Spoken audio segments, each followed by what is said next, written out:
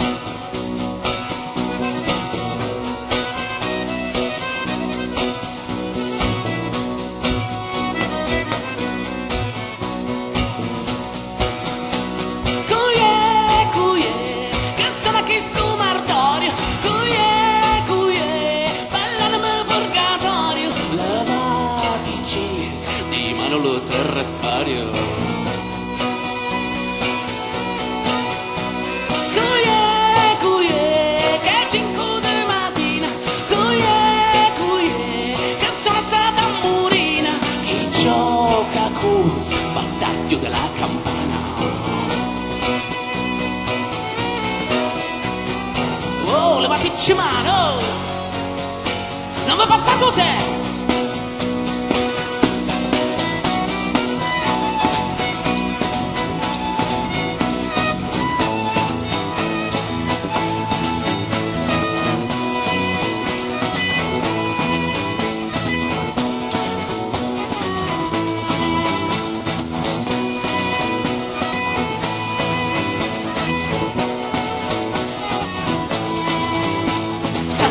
Facete una grazia, i turchi facete scappare, Sant'Agata facete una grazia, che la catabba va a suonare, Sant'Agata facete una grazia, i turchi facete scappare, Sant'Agata facete una grazia, che la catabba va a suonare, Sant'Agata facete una grazia, i turchi facete scappare, Sant'Agata facete una grazia, che la catabba va a suonare, Sant'Agata facete una grazia, i turchi facete scappare, Sant'Agata facete una grazia, che la catabba va a suonare.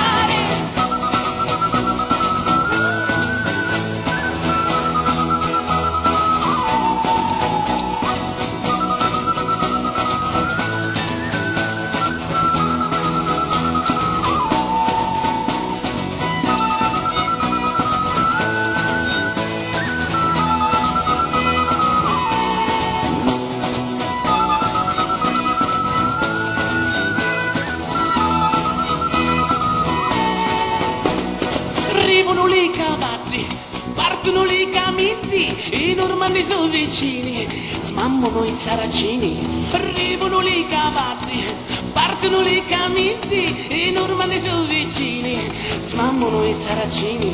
Arrivano lì i ragazzi, i tortono lì i camini, i normanni sono vicini, smammano i saracini.